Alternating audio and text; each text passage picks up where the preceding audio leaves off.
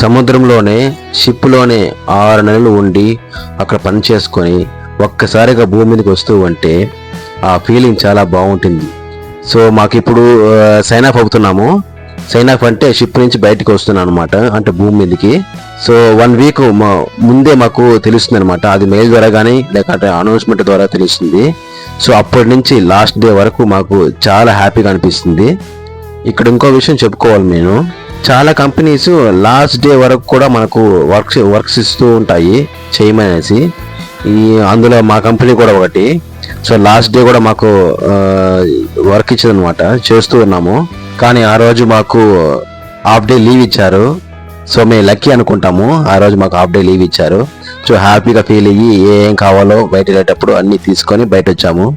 ఇంతకీ మీకు ఒక విషయం చెప్పాలి, పెద్ద షిప్ నుంచి చిన్న బోర్డుకి ఎలా ట్రాన్స్ఫర్ అవ్వాలనేది మీకు విషయం చెప్పాలి.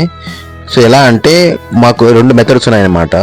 ఒకటి పైలట్ లెడర్ నుంచి కిందకి చిన్న బోటుకి రావడము, లేదంటే గ్యాంగ్ వే అంటే ఏం లేదండి, నిచ్చెనలాగా ఉంటుంది, అది కిందకి వదులుతారు. సో దాని ద్వారా మేము చిన్న బోటుకి వస్తాం అనమాట.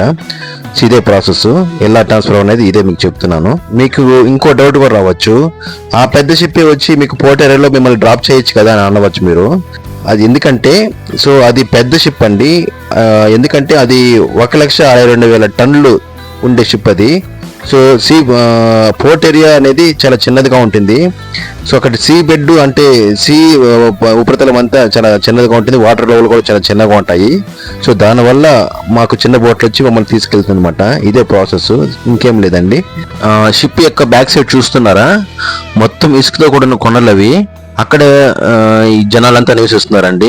చూసా చిన్న చిన్న ఇల్లు లాగా వైట్ కూడా చూడండి, అవే ఇల్లులు అవి. ఒక పక్క షిప్ నుంచి దూరం వెళ్ళిపోతున్నామే అనే చిన్న బాధ ఒకటి, మరో పక్క ఇంటికి వెళ్తున్నామనే సంతోషం ఒకటి. 2 మేనేజ్ చేయలేము.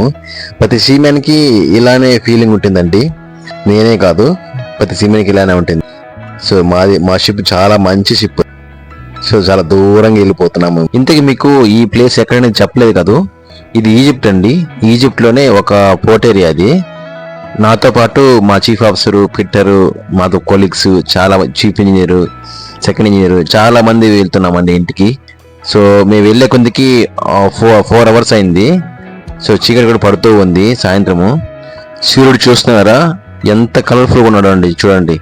సో ఒక పక్క సూర్యుడు హస్తమించేది, షిప్ ఒకటి, ప్లస్ ఆ సముద్రము, చాలా కలర్ఫుల్గా ఉంది లొకేషను.